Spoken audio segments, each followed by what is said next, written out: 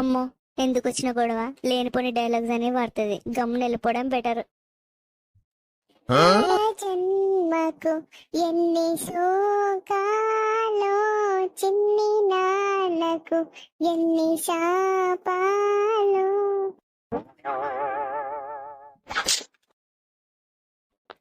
మొదలెట్టేసిందిరా నాయనా. ఓసై, ఇప్పుడు నేను నిన్నేమన్నానే? నీ పని నువ్వు చేసుకో అని గమ్మున వెళ్ళిపోతున్నా కదా. ఎందుకో నాకు ఈ ఆశలు, ఎందుకో నాకు ఈ శ్వాసలు. మనసా మనసా నువ్వు పాడలేవులే, మాట్లాడలేవులే. ఈ విధవ జీవితం.